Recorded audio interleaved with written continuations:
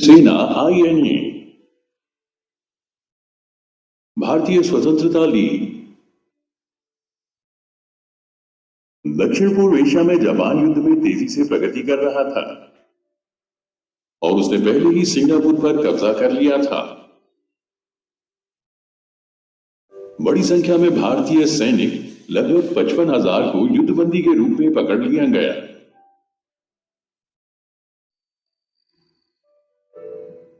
Japan ने उन्हें अधिपति मोहन सिंह को सौंप दिया, जिन्होंने पहले ही आत्मसमर्पण कर दिया था। रासबिहारी बोस के नेतृत्व में इन भारतीयों ने अपने हितों की रक्षा के लिए और ब्रिटिश शासन के खिलाफ अपना संघर्ष जारी रखने के लिए किसी प्रकार का संगठन बनाने का निर्णय लिया।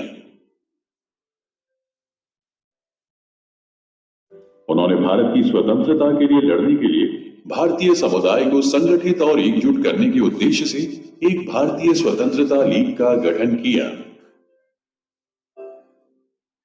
सुभाष चंद्र बोस और आईएनए। दूसरी भारतीय राष्ट्रीय सेना। 1943 में लीग का नेतृत्व सुभाष चंद्र बोस को सौंप दिया गया। बोस ने प्रस्ताव स्वीकार कर लिया। वह अपना आंदोलन जर्मनी से दक्षिण पूर्व एशिया में स्थानांतरित करना चाहते थे, क्योंकि इस क्षेत्र में बड़ी संख्या में विदेशी भारतीय आबादी थी। बोस ने आईएनए को विभिन्न पद और बैजों में विभाजित किया।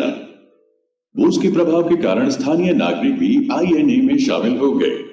आईएनए की युवा शाखा थी, जिसे टोक्यो बॉयज कहा जाता था, और एक महिला दल था जिसका नाम झांसी की रानी रेजिमेंट था।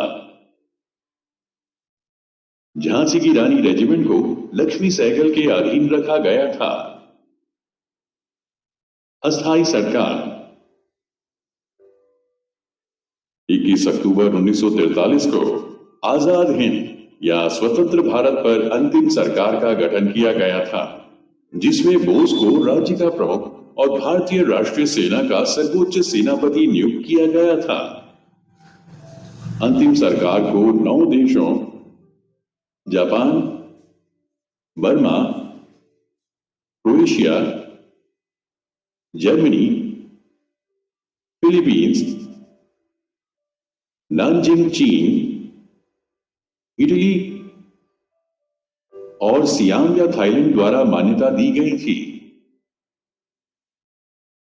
सुभाष चंद्र बोस ने लोकप्रिय नारा दिया, जय हिंद और दिल्ली चलो। जापान ने भी 1943 में अंडमान और निकोबार द्वीप समूह को अस्थायी सरकार को सौंपने का निर्णय लिया। युद्ध के शुरुआती महीनों में जापानी नौसेना ने द्वीपों पर कब्जा कर लिया था।